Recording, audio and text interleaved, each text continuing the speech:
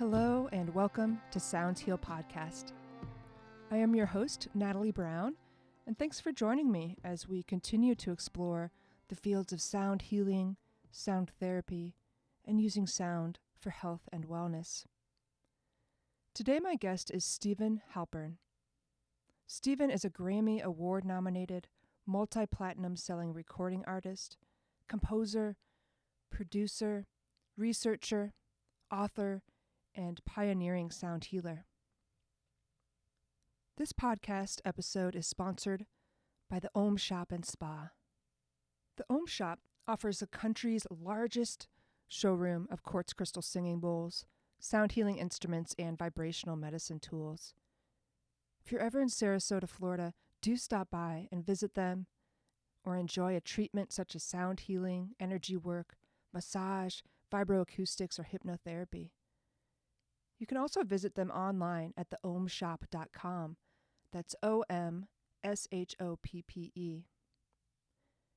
They pride themselves in taking care of their clients and customers, offering guidance and consultations, and this has been truly apparent to me. I've taught sound healing classes there, and the venue, the staff, is so appreciated by myself and the participants in the class who love the atmosphere and environment that's offered. And I love it so much that I have several more classes I'll be teaching there this year and into 2021. So thanks to Beth, to Nancy, and all the staff at the Om Shop for their support and for being true friends of the podcast and leaders in the sound and vibrational medicine field. In the podcast with Stephen Halpern, he talks about how music and sound influenced his childhood, his background in jazz, spiritual shifts and inspirations in his early years, and how that lent itself to developing a new kind of music. He is often called the first and definitive New Age keyboardist and father of sound healing. We discuss how that progressed and what that means to him. We also get into his research, both past and present, scientifically validating the effects of music on listeners. Much of his early research investigated the connection between sound, consciousness, and healing using brainwave biofeedback and aura photography. And also we explore the current state of the sound healing field. Please enjoy this podcast with Stephen Halpern. Okay, well, let's start at the beginning. All right. Let's kind of, how did music come into your life? How did your musical journey start? I've always been very sensitive to sound, and from what my parents told me, even as a kind of a toddler, crawling down the hallway of the apartment building we were living in a suburb of New York City called Flushing, a name that many people don't believe. I was crawling down because a neighbor a couple of doors down had music playing in their house, probably from a record player at that point. And my parents never played music in the house. The radio was always tuned to news all the time. But I discovered early on that, particularly when the school offered trumpet lessons and band instrument lessons, that it was a natural for me, and I got into it, and I started getting good very quickly, playing with people who were older than me. And the first day of, for me, junior high school was instructive, because there we start meeting kids from around the larger area. And then the first day of high school, I heard people playing music without reading notes. And a light went on in my head, and I said, how do you do that? What is that called? It's called improvisation. It's part of jazz. I said, well, I have to learn that language. And it's like part of my cellular memory was opening up, and I said, this is for me. And that became a sideline of my academic pursuits. I thought when I was going off to college I might wind up being a professor of sociology, or originally even a dentist, until I found out that that was not at all suitable for me, and me music was my way to bliss. I could get into altered states of consciousness naturally, and pursuing the muse in terms of jazz improvisation. When I got to college, I connected with the leading jazz musicians in the area at college and in Buffalo, and had an experience where the music began to play me. As a trumpet player, you have to set your embouchure, you have to really learn all the scales and all the rules. And at one point during my first solo in that high energy context, the music started playing through me without me thinking about it. The trumpet was effortless, and I knew that this was a whole other world. There wasn't the left brain thinking intellectual exercises that play with scales. It was just becoming the music. So that's how I got into it. But again, uh, it was a healing experience for those of us who were playing it, and for some of the people who were listening. But it was not necessarily beautiful, and it was high intensity, and it was more an artistic pursuit than something that was really going to be of service to humanity and to my fellow men and women. But I was reading, and also at that point I was turned on to books and theories by Gurdjieff, Ouspensky, the yoga tradition about the healing powers of sound, and through Edgar Cayce to the ancient uses of the healing powers of sound in Egypt and in Greece, etc. And lights went on in my head, and I said, that is what I need to know about. I didn't know at that point, because I never had a past life reading, that the reason the lights went on in my head is I was recognizing situations that I had been in previous lifetimes. But that's what intellectually got me aligned with studying the healing powers of music, and I was prepared to do a graduate program at the University of Buffalo, doing a cross-cultural study of healing traditions in music from around the world. Except that I took a brief 2-week vacation to California, and some magical things happened. I never went back to Buffalo, dropped my graduate program, and lived the experience because in that time period, I experienced a very deep meditation underneath some amazing redwood trees and started hearing this new music that I've been playing. And I received kind of that thought form and vision and words inside my head and said, this is the music that you've been praying to learn about. Your job is to bring it out to the rest of the world so they could hear it too. Mm. And now this was November 1969. I had no money. I didn't even have a piano of any kind. I was still basically a trumpet player and guitar player. Mm-hmm. So I didn't know what that really meant or would entail. So I filed it away. And within a very short period of time, some amazing synchronicities started happening and put me on the road to studying and playing and then going public with the music and then going on tour around the country many, many times. And that's how I got into it. Because the people who heard the music said, wow, this is fantastic. I've always been looking for music like this. This is what I need when I'm doing yoga. This is what I need to help me meditate. And guess what? I needed it also. So it was excellent for me as well as for the other people. Mm-hmm.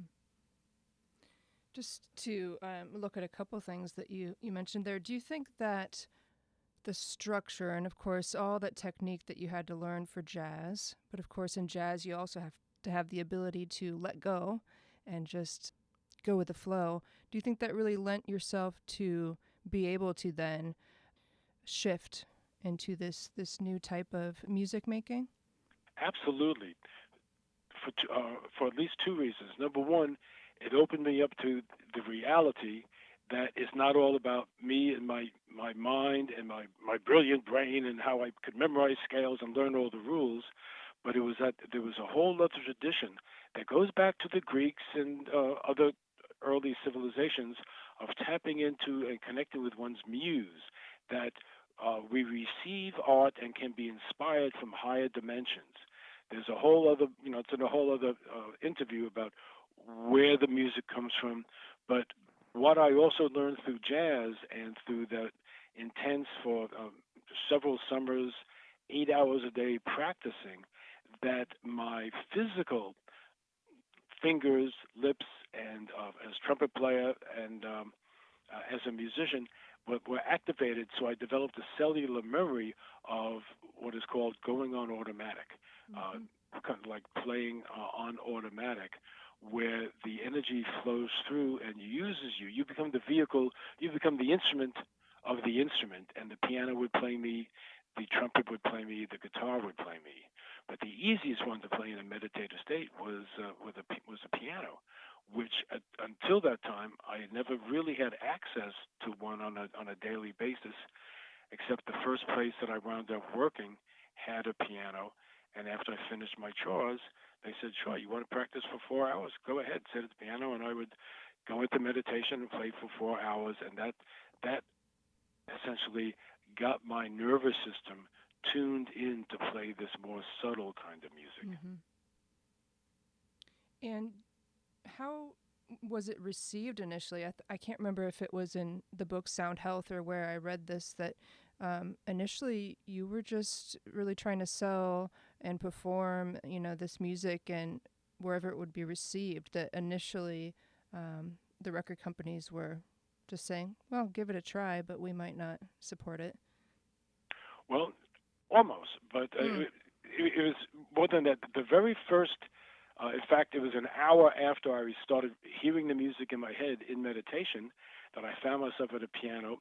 This was at a human potential retreat center, and there was no one in the room when I went there to have a meeting with the staff. Long story, but we'll get into maybe some other time. But I sat down at the piano, went into the zone, and about 10 minutes later, I heard some noise rustling, and I opened my eyes, and there's 10 people on the staff, all in meditation or doing yoga or lying down. And one of them said, "This music is fantastic. How did you learn to play like that?" Mm-hmm. And I didn't know what they were talking about because I didn't hear it in the state that I was in when I was playing. So the first people who heard it loved it. Mm-hmm. And then because this was a uh, human potential, the early days of New Age was a human potential movement. Most of those people loved it, but that was a self-selective audience. Mm-hmm. When I started taking it out into the world, both going to some major record companies and to the media, to radio and TV and newspapers, they said, "This is major woo woo. Where's the melody? Where's the beat? Where's the harmonic structure that all music has to have?" I said, "Wait a minute, not all music. Indian music doesn't have it. African music doesn't have it. All Western classical based music has the structure. And it's precisely that structure that keeps you locked into the left brain, locked into the future projection of where the music is going, and not in the here and now. Now we call this mindful music. We didn't have that term back in 1970. So the reaction was very, very split. There were, a smaller audience that loved it, and most people said, "What is this? It doesn't. There's no melody. There's no. We can't predict where it's going." My my professors in grad school, when I did go back to grad school, says, "We don't know if we could even give you a grade on this because it's so beautiful. We can't stay in our critical mindset that we need to grade you on." Sure. So I said, "Well, just give me an A. Mm-hmm. Make it simple on both of us."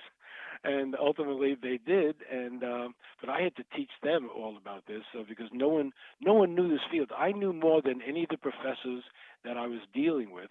And when I started going out to the media, when I started going around the country doing programs, concerts, and workshops at unity churches and science and mind churches and yoga groups and New Age expos, uh, I knew more than anyone who was interviewing me. Some people thought they knew more, but they were all locked in and coming from the classical music perspective, Mm-hmm. which is very idiosyncratic and limited to the left brain dominant kind of music. And this was before world music was popular. So the fact that I was able to answer their arguments and demonstrate things, I basically started getting a reputation. I could take on the toughest interview hosts on radio and TV and win the arguments, Mm-hmm. and that's part of what I did. and prove to them that it's not just about, the structure. We're looking at, it's not the notes, but the energy that comes through. We're looking at how do you feel? Because the other part, when I first came out, we're talking about meditation, and this was before meditation or yoga were mainstream concepts. Uh, the research I had done was using biofeedback to measure the effects on the aura, on the human biofield. We measured brain waves. We measured the GSR, the galvanic skin response. Well, most people in the media didn't know what that was, and most people in the audiences didn't know what that was. I mean, I had media people ask me, what is a brain wave? Do I have one? And, that was real hard not to laugh and say, well, I'm not so sure about you then. Yeah. but, but you realize that no one was getting any education about these concepts. So not only was I describing a new form of music that actually, in a sense, was very ancient form of music, because the most ancient uses of music were for healing and, of course, for the military. But healing and ritual were the original uses of music, and that was part of what I studied with my teachers in Buffalo. So this was very familiar to me, and it was something that had been lost for hundreds of years. And part of my job was to bring it back, and that's what I've been involved in. It was a mixed bag, but at a certain point, the fact that people would hear the music and have an experience, then it didn't matter what I said about it. They knew that they felt better. They felt more like themselves. And people started writing me when I started putting out vinyl LPs and cassettes. I slept better than I ever have. I am more relaxed than I've ever been in my life. And then stories about personal healings that they experienced. Well, this was not a matter of hype, because I didn't necessarily tell them this would happen. I found out that would made things easier. I just put it out there, and people had the experience and would tell me what they were experiencing. And that then started its own momentum. I took the music to stores, and they said, we're a bookstore. We don't sell music. And then someone would come in and say, as I was talking to the manager and the buyer, ooh, music for meditation. I've been looking for that. And a little old lady took it right out of my hand and said, can I buy this? And the store manager said, well, I guess we better take a dozen, because there's obviously a market. And that's how I became the first musician to sell music, to sell healing music and meditation music in the New Age bookstores, and opened up the whole alternative market to New Age music that had never existed before. Yeah, and who doesn't need relaxation? Exactly. And these are truck drivers, as well as teachers, as well as doctors and nurses, as well as, who doesn't? And that's the point. And that's where my advisors say, well, maybe don't talk that much about the spiritual benefits of it right now. Don't even talk that much about the science. Focus on stress. In 1973, 74, 75, stress was basically just being introduced as a concept to the American audience. Dr. Herbert Benson, the relaxation response, Dr. Hans Selye, and I wound up being invited to perform and present my material at conferences where they were the keynote speakers. So they were some of my early fan base. And when you have the leaders in the field saying, what you're doing is very important, continue doing this, you're onto something. And that's why a lot of what I put out in the world was contextualized in terms of stress and relaxation, where we found out how important that is. If you get that handled, a lot of other things happen automatically that tie into meditation and brain balancing music, etc. But the first step is the first step, and that's what I've been working with for the last 45 years. Yeah, I think what's beautiful, it ties back to what you said earlier, is, as a musician, personally, I'm classically trained violinist, originally at least, and, how wonderful to be able to analyze music, or for people to analyze poetry. But the real question is, how does it make you feel? Yes, how does it exactly. make, okay, who really cares what the author meant at the time? We can't really know. How does it make you feel? Yeah. Absolutely. Mm-hmm. And the fact that music even when I was in school, which was what, in the 50s and up until 1965 when I got out of high school, the music program, we had band, we had orchestra, and if you played an instrument, you had to be there. You had to, be a member. And I was successfully able to be the first person to get kicked out of marching band because I hated it. It Mm-hmm. was bad for the trumpet embouchure. But I never learned anything about classical music. Even in the band, they never played the entire what the song or the symphony should sound like. I just knew the trumpet part because that's all we Mm-hmm. could hear. So I had, we talk about music appreciation. I got to tell you, pretty much that was not. I didn't get any of that. Pretty much that all happened in high school when I started getting into jazz, and in college where I started playing with professional musicians on a really high level. But I also in high school got into R&B, and I was the best R&B guitar player in high school, which also saved my life from getting beat up a couple of times because one of the tough guys was also a guitar player. And it's like, Johnny, if you break my fingers, I can't show you these new runs I've learned. So, leave him alone, boys. He's okay. Mm-hmm. So truly, music was a healing uh, resource for me on another level early on. But as we go on, and I had a chance in my research to work with with Itzhak Bentov, who Mm-hmm. invented some amazing machines that we could actually measure the aura. We could measure uh, the resonance of chakras in the body with machinery that no one else had. So when it was time to put out my first album, rather than just putting out new music for meditation, which was part of what I was going to do, so we could put it in a context that balances the chakras because we know how important that is. And what I got back from the stores is people don't know what a chakra is in 1975. Mm-hmm. Don't talk to us about chakras. Call it something else. And that's why it became Spectrum Suite, relating to the electromagnetic spectrum, the relationship of sound to colors to chakras. And that was the context within which I worked for 20 years or so until yoga was mainstream. People knew what chakras were. I changed the cover, changed the title with the same basic music, and sales went up 500% because people now knew that it was important to balance the chakras. Mm-hmm. Shirley MacLaine had been doing her tour in 1987.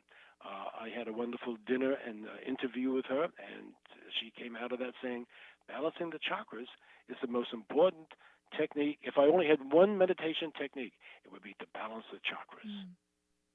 So I knew at that point that I was definitely onto the right path, Mm-hmm. and that first album, as you know, has been the one that's gone around the world in countries that I've never been to, that we don't speak the language, but music is a universal language, and everybody's chakras can be tuned up when you resonate and activate them with the appropriate frequencies, and that's what's built into that album, and that's why it's still the number one selling album in the history of New Age music, Mm-hmm. of real healing New Age music. There's Yanni, there's John Tesh, people who are called New Age, Mm-hmm. who themselves said, "Don't call us New Age. We're not New Age," and I agree with them. They're not, but in terms of true New Age music. A couple of my other albums, like Deep Alpha and Deep Theta, were some of the only ones that ever made it onto the Billboard charts. The Billboard New Age charts surprised everybody, including me. But enough people were going to Borders and Tower Records back in the early 2000s that the sales charts were reflecting that, and it upset a lot of mainstream people and some of the other record labels. But people voted with their pocketbook and said, "We need this. We want this music. Where can we get it?" Mm-hmm.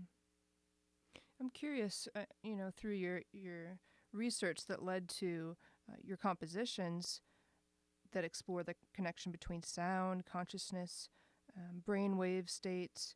What were the early implications that you came to understand through that research? What did that look like? Well, the research was more in terms of confirming or actually testing the hypothesis that this kind of music, the original music that I was composing, was more healing or would assist the listener, the body, mind, and spirit of the listener, to coming to a greater state of harmony and balance. And we could show that through the relaxation response, through the change of the electrical conductivity on the surface of the skin. We worked with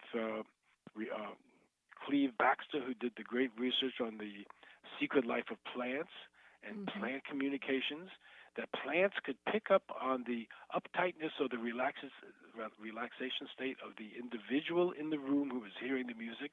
We also played the music for plants, and they very definitely liked my music more than Beethoven. Mm-hmm. Uh, but there was no research to to read about because no one had done music and no one had researched the healing powers of music relative to balancing the brain waves, balancing the chakras. I was the first one to deal with that, so that put me into a very unique position. But then I could use the affiliated scientific breakthroughs in biofeedback measurement, brainwave measurement, and Kirlian photography, Mm-hmm. photographing the human biofield, the energy field, that I got to tell you, most of the media people that I went to said, aura, biofield, what are you talking about? Our audience doesn't want to know about that. Let's talk about stress. We understand Mm-hmm. about stress. Mm-hmm. So that's what it was. And then years later, when I would start writing about this on the back of my albums, I actually had stores and distributors say, don't talk to us. Don't write about the science behind it. People just want to hear the music. Um, don't confuse us with the facts. It was almost like what it was. So I kind of pulled back from that for a while and talked about more generic things. But more recently, the research aspect about the healing powers of music have been more of interest. In fact, the NIH, the National Institute of Health, just announced a $20 million study over 5 years to study sound health. Mm-hmm. Well, I wrote the book published by Harper Row called Sound Health. I've been talking about this for 45 years, but at a certain point you find out that there's, like everything else, there's a political establishment that only certain people will be able to get publicity in the field. When I wrote to Time magazine in 1985, when they were saying some great stuff that the Music Therapy Association had pitched to them, and to talk about Mozart is the best music for relaxation, the research that I did proved that it was not. That the very basis of classical music built in, as you will remember from your studies probably, the whole concept of tension and release. Well, as a type A individual from New York, I didn't need any more attention. I wanted to go straight to relaxation. And they said, you can't do that. I said, well, I just did. And it's more effective than, a 20-minute sonata or a 2-hour symphony. I could get you there in a minute. Mm-hmm. And certain people in the music therapy field love that. And to many others, it was a threat to their entire professional life that was built on music that had to have a certain kind of structure and a certain kind of sound. And as I say, when I wrote a letter to the editor at the time, I said, why don't you cover some of the breakthrough research and the new music that's coming out that is even more beneficial for health and relaxation than any Mozart? And they said, thank you very much, Mr. Halpern. We like Mozart. That's why we're going to write about him. We don't like you, pretty much, is what they said. Mm-hmm. So thank you very much, and, go away.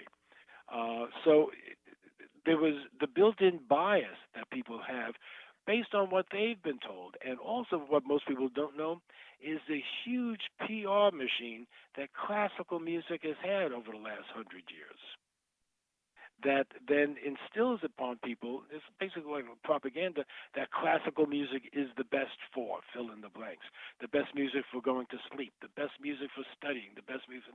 And I talk on many of these specific memes and these specific uses, and I blow that music out of the water. But I am not. I've never been, sufficiently capitalized. I wasn't backed by a big record company, although some of them would take my concepts and apply it to their own albums, even though their own albums were anything but relaxation. So I know they've been paying attention, uh, to what I've been doing. And the reality is that now with streaming, the streaming revolution has um, made a huge inroad into the availability of healing music for people all around the world. But now, when you don't have to necessarily buy the music, for a while it was really bad for us musicians because no one was buying CDs, and that was the end of life as we knew it. But certainly, what I'm experiencing now is albums like Chakra Suite, and particularly track one of Chakra Suite is the one that gets the most streams and the most airplay, and some of the other albums. Millions of people around the country are tuning into the same piece of music at the same time because it's being broadcast on a Pandora station or a Spotify playlist. Mm-hmm. And what happens then, and this ties in with the work of Rupert Sheldrake and morphogenic fields, when you have millions of people getting their own brains balanced at the same time by the same musical stimulus, that sets up a standing wave in the bioenergy fields of the earth that makes it easier for other people to tune into that brain balancing energy field. And it's like Spotify, without even knowing it, or Pandora without knowing it, has become a force for spiritual good and healing when they play certain kinds of music. Now, it doesn't happen with every song they play, but I know it's been happening because I've experienced it even in a chiropractic office when a piece of like Chakra Suite track one comes on unexpectedly. I see everyone in the office, in the waiting room, and etc.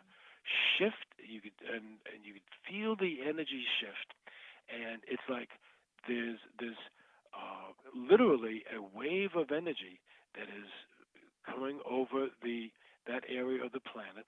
And I've been starting to talk about that recently because I remembered that some of the very earliest psychic readers and mediums, and what I got in that first meditation is this was the manifestation of that prediction and that statement is people all around the world are going to be healed by this music.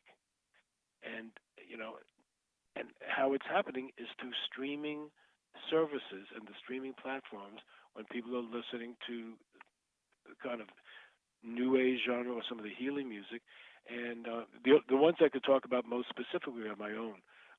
There's plenty of room for other people to do research, but because so many scientists, spiritual teachers, and healers have all recognized and have told me that in all their research, the number one album that produces the most beneficial healing and balancing of energy fields, whether it's from UCLA and Dr. Valerie Hunt or Dr. Herbert Benson or uh, master healers and teachers like Star Fuentes Mm-hmm. and Danny Brinkley, it's Chakra Suite. Mm. So the very first album I put out, which I thought might be in 1975, well, I'll do one album, I'll go back to playing in bands, and I'll continue teaching and doing other things. It was a life changer, Mm. and it's taken this long to get to the point Mm. where it's really doing the healing work that it was meant to do. Right. Because it's more and more out in the field through the Literally. streaming and mm-hmm. Lynn McTaggart wrote the book called The Field, and she was Yes. reporting what many of the other scientists have been talking about for many years. Well, I've worked with many of the scientists. I have been on programs with many of those scientists. Uh, People like Dr. William Tiller and Russell Targ Mm-hmm. have been fans of my music since I first met them in 1975. So when you have the leading, you know, brilliant minds of our day say, "This is for real. Mm-hmm. Continue doing what you're doing." Uh, that was, these were some of my early supporters, and I knew at that point that this wasn't just a figment of my own imagination. It wasn't just a matter of ego. This was something, and I had to learn how to get it out to the world. to learn how to, do interviews and to write articles and to give speeches in front of 2,000 people, et cetera, et cetera.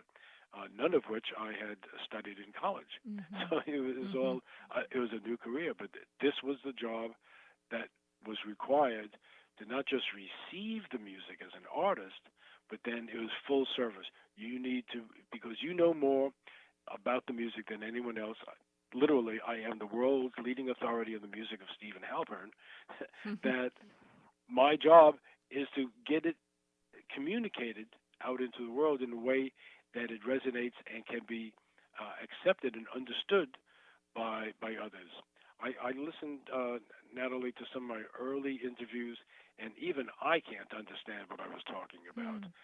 Mm-hmm. I've learned, to use not the same kind of scientific jargon that I was coming from that world, because even like brainwaves, uh, I assume that people know that we have the brainwaves of relaxation in terms of the alpha brainwave and the deeper relaxation and healing frequencies of theta brainwaves that are down between 4 and 7 cycles per second, Mm-hmm. and the sleep frequencies in delta that are 1 to 3 cycles.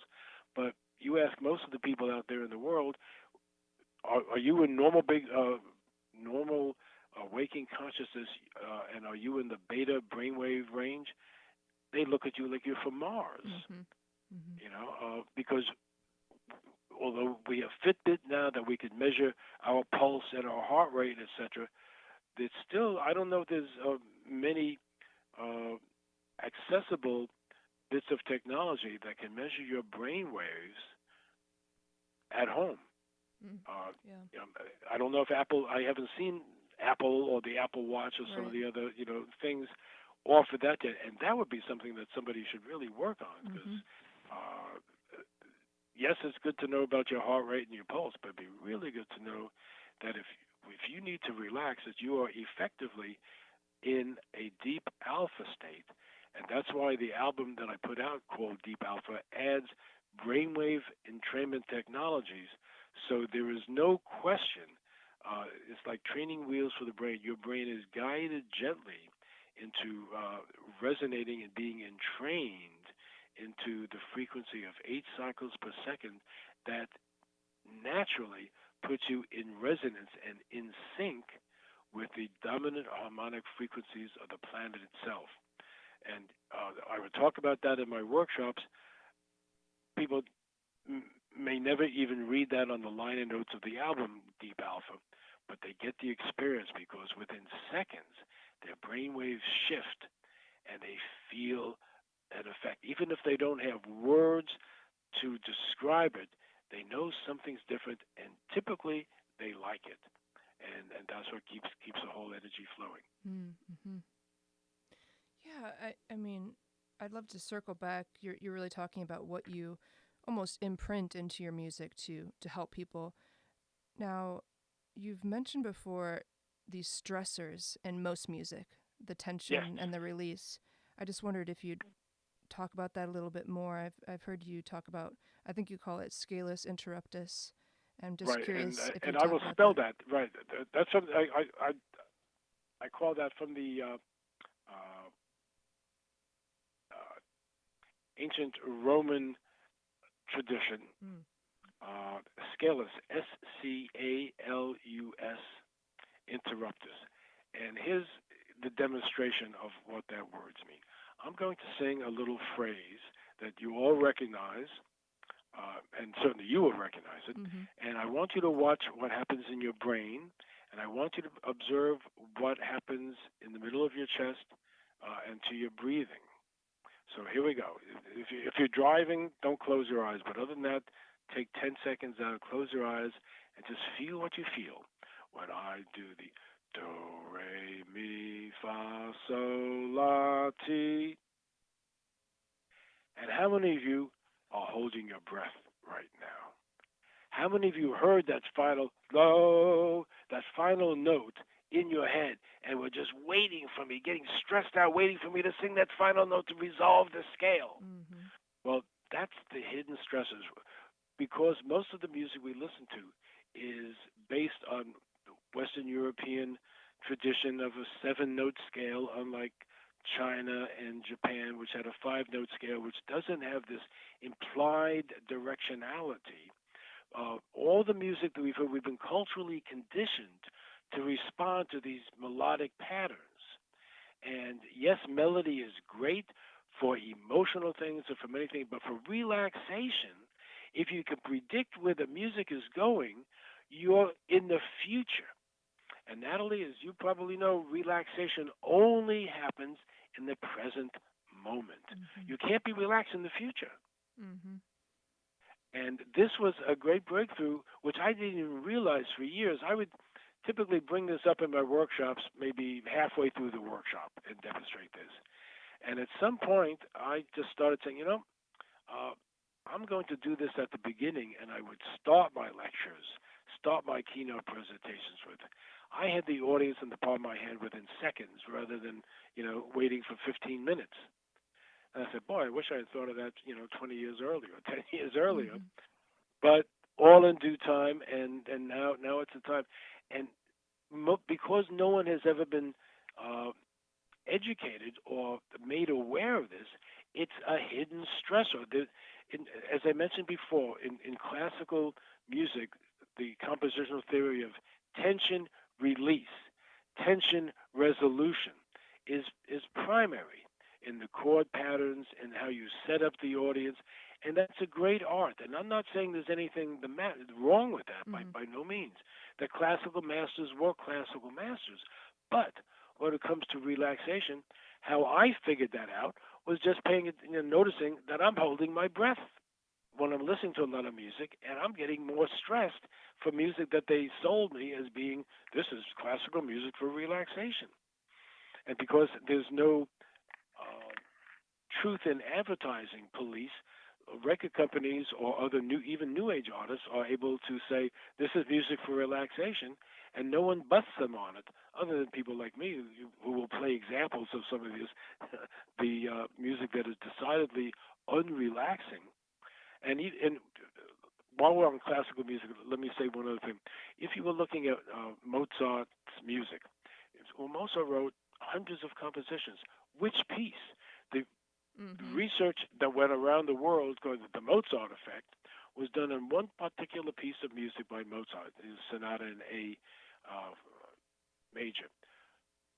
People would listen to Marriage of Figaro. They'd listen to Requiem and not get the beneficial Mm-hmm. Mozart effect. They didn't get smarter. They would get depressed. They would listen to other music and wonder why it didn't work for them. And the reason was, it's not only that they were using the wrong piece of music, but if you listen to 5 different versions of that same Mozart sonata, or even better, the famous classical bestseller Pachelbel's Canon in D major, a Mm-hmm. wonderful piece of music. When I first heard it, it was at a workshop by Gene Houston, and we would sit across from our partner, and we'd gaze into each other's eyes, and we'd have these cosmic experiences, and our heart field would open. So I went out to the store the next day, and there were 5 different versions of Pachelbel's Canon. Well, which one do you buy? I bought the one that had the prettiest cover, like many people would. It had a nice rose on the cover, and I took it home, and it was like da da da da. It should have been labeled Pachelbel's highly caffeinated canon in D major. Mm-hmm. So I called Gene Houston and I said, Gene, were we all in altered states in your workshop?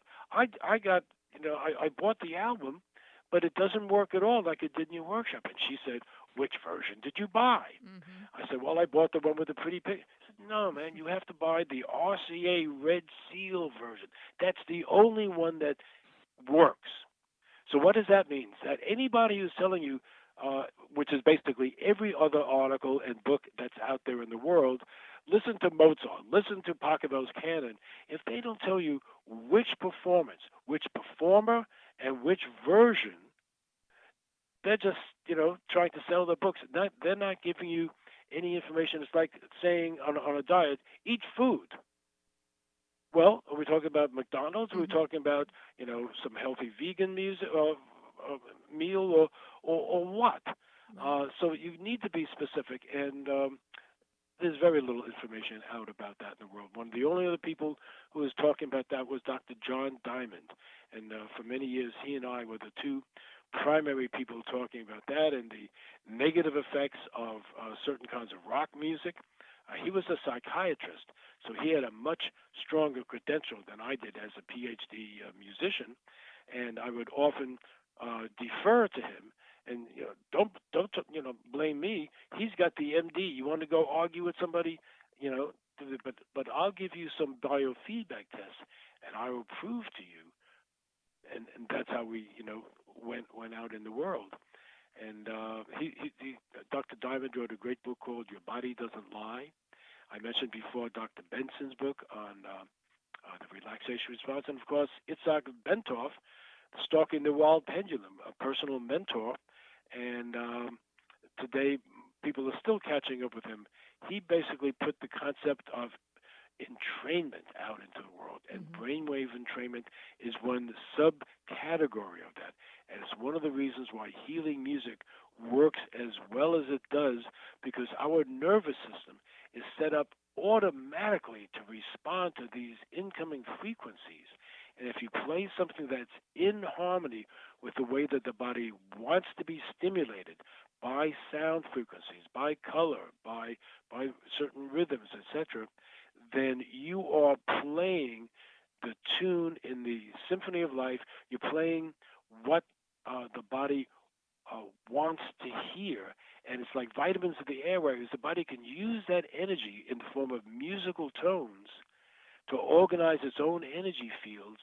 And music like my own, for instance, because it doesn't have a strong beat, doesn't typically have strong melody, allows your body to choose what it needs to be most healthy, to come into a higher state of coherence and balance. And it's not an external authority, me or anybody else, saying this is what everybody needs. Each individual listener can draw from this kind of music the support to enable the body to heal itself, to activate its own innate intelligence. And that is also the theme of what Deepak Chopra and Bruce Lipton are talking about with the biology of belief, where music like this puts your cells and the DNA in a state where they can be able to express for higher levels of wellness, because that's what they do when they're in their state of balance. And that, if I had to say one other thing, is the underlying principle of my music, is helping people come into balance.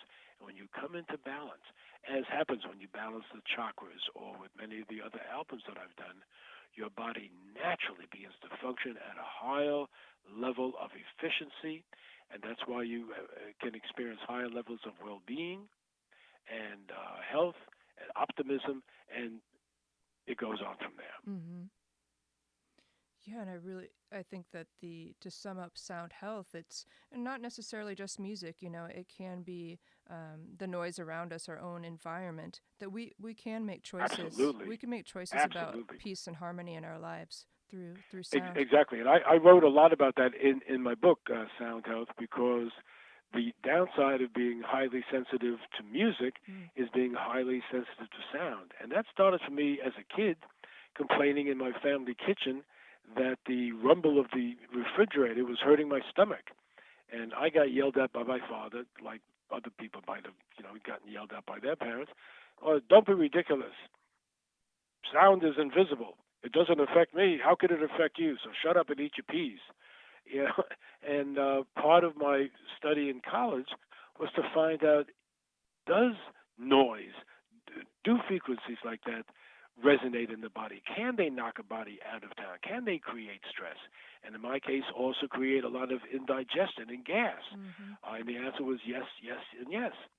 So I learned to buy quieter refrigerators. I learned to move further away from them, and everything else. But noise is a great great stress factor, which is now becoming much more recognized. A lot of cities have outlawed those noisy gas-powered leaf blowers. There are construction limits now going on.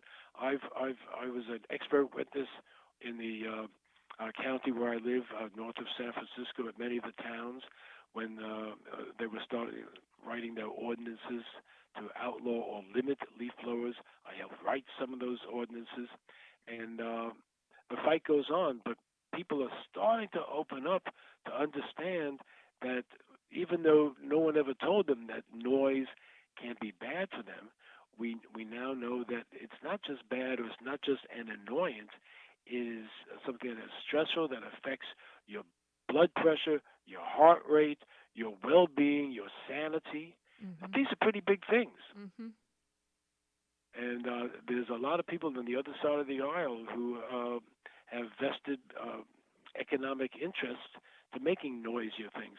But just recently, I even read in Good Housekeeping magazine while I was at the place that where I get my haircut that they now, just like I had in my early books, where I had the Halpern noise rating, where I would rate certain kinds of machines as to which brands were quieter.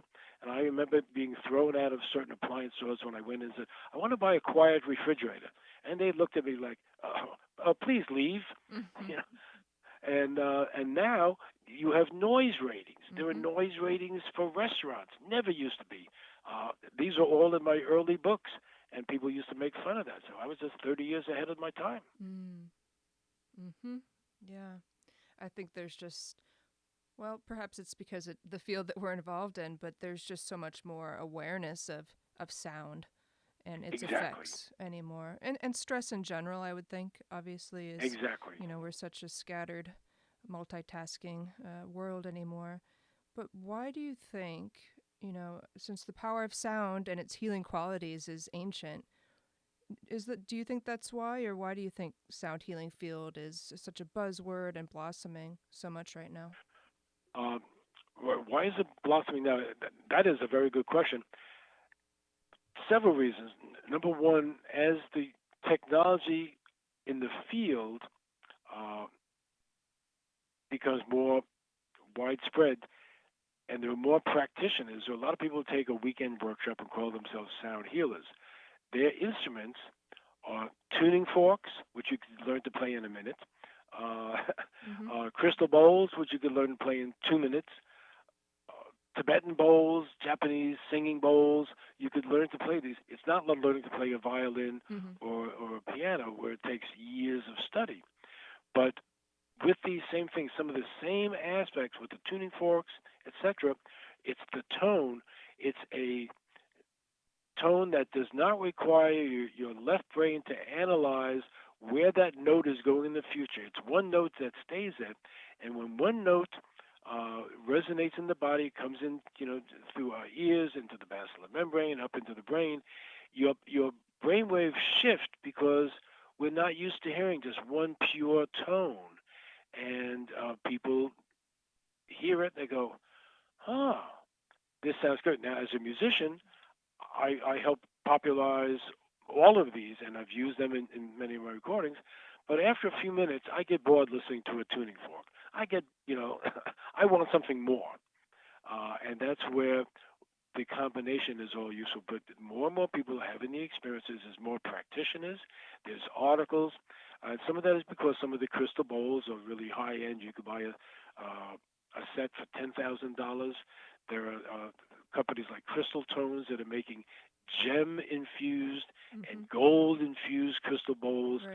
So you have Hollywood celebrities buying $50,000 sets of bowls. Hmm. I won't mention some of the names that I've been told, but when celebrities start picking up on this, then the word starts getting out, and people say, "Well, if they're using it and it helps them to stay centered, maybe I should, try a cheaper version." Mm-hmm. But they could find them online. They could find them in some of the better New Age stores, and people can use it for themselves.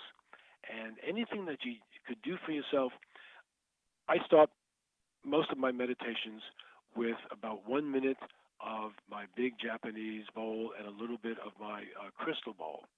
And that just really helps center. And it's so simple. My breathing rate slows down. Now I know that my brain waves shift into an alpha state.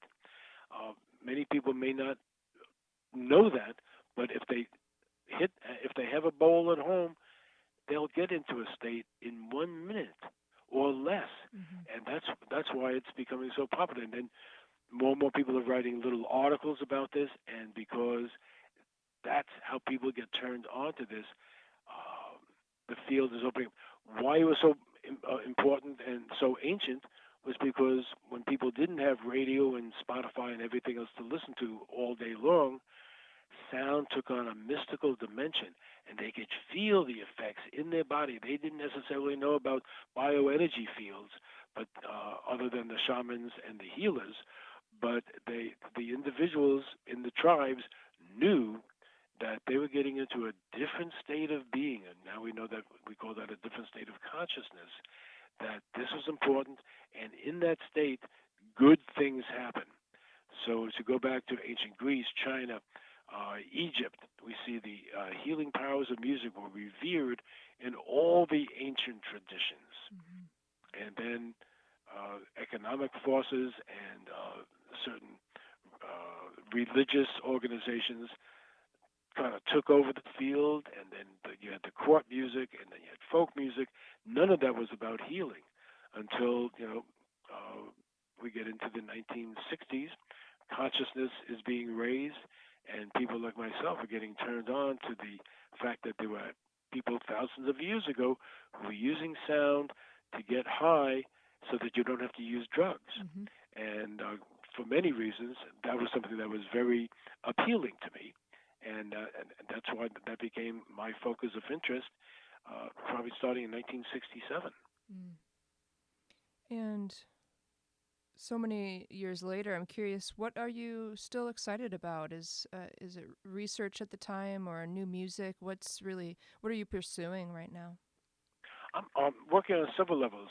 2 years ago, I was at a global pyramid conference where I met Dr. Sam, kind of the Indiana Jones of the pyramid world, and he's been recording some sounds on top of pyramids in Bosnia, Mm. and he and his associates, and so we're looking at some of the healing powers that the sounds may have on their own, separated from actually being there in the pyramids in Bosnia.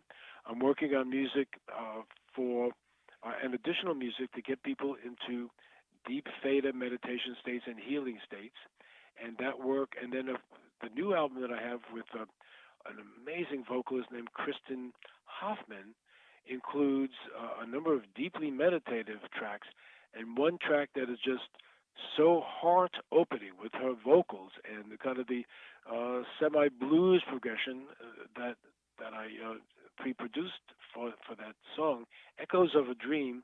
We're looking to start some research to see what is happening with that album. We know it opens the heart Mm. uh, in terms of the heart chakra. It's great for lovers. It's great for tantra, but that's not scientifically validated yet. Mm-hmm. So we're looking at testing that with some other forms of equipment.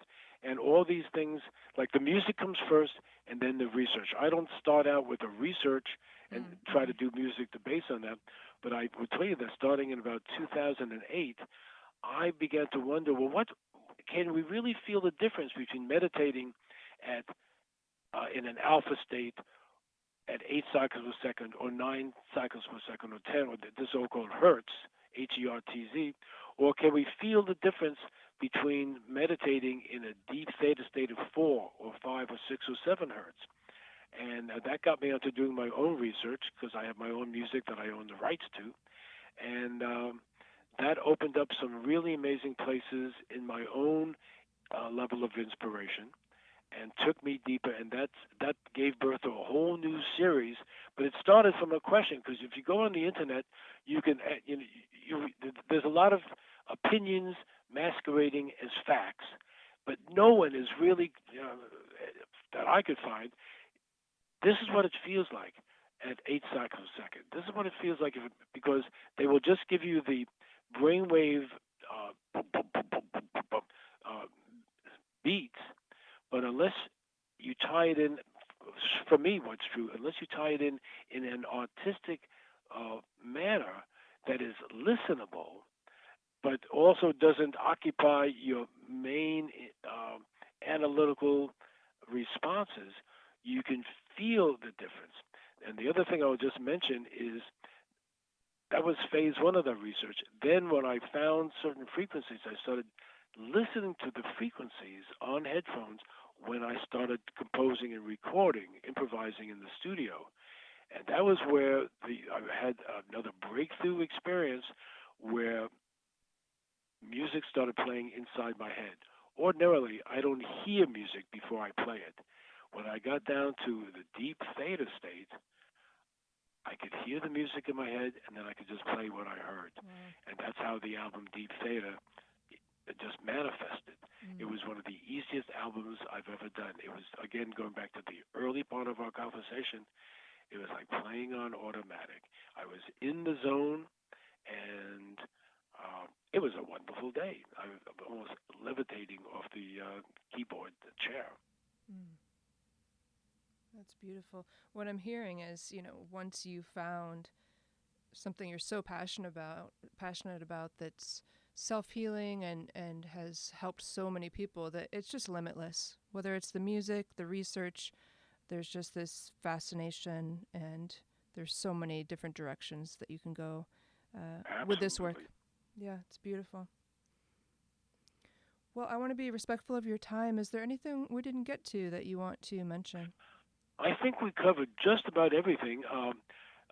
Now, because I have some material on my website, I have some written material on my website if people have more questions. I personally don't do very much with Facebook on my Stephen Halpern Mm-hmm. fan page. Mm-hmm. That's the one official page I have. But I've been posting more and more things on my YouTube channel. That's Stephen Halpern Music channel. And I'll be posting some more things with an updated Scalus Interruptus demo.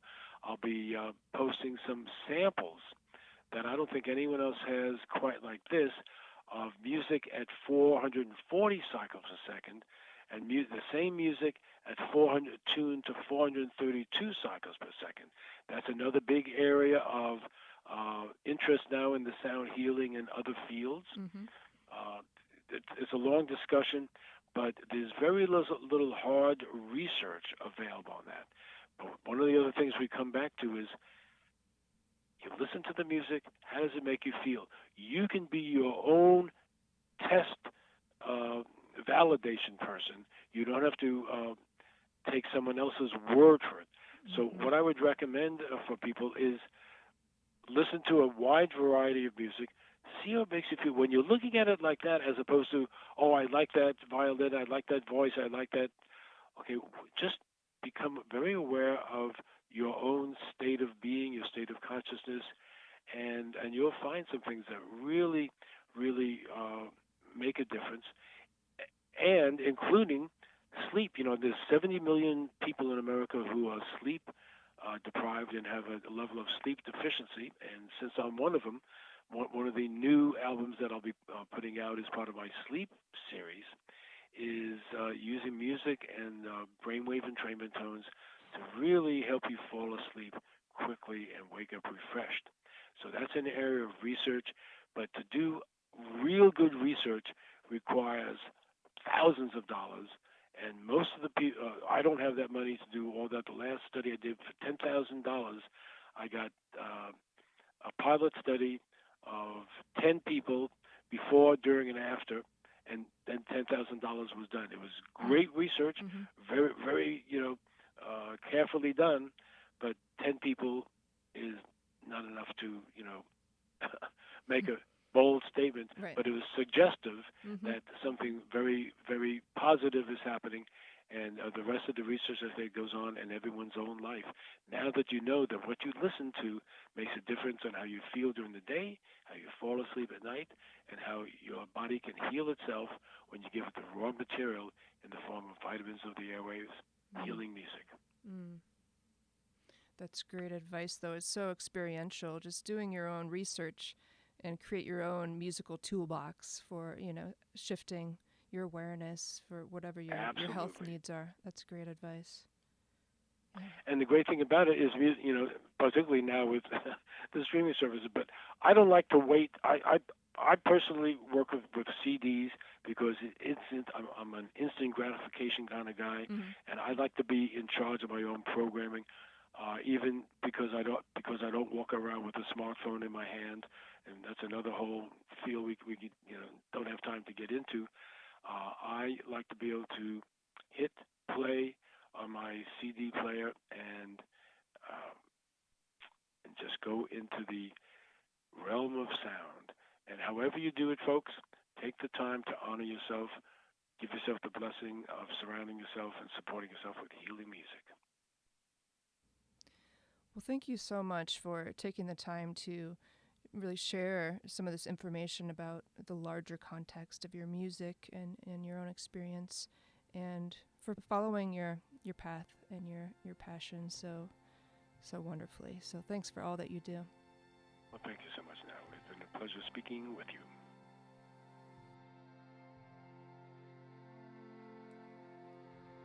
Thank you for tuning into this episode of Sound Heal Podcast, sponsored by the Om Shop and Spa. You can keep up to date with what's coming up next at soundshealstudio.com. Check things out on Facebook at Sounds Heal Studio, and you can listen to all previous podcasts as well as music meditations on the YouTube channel at Sounds Heal Studio.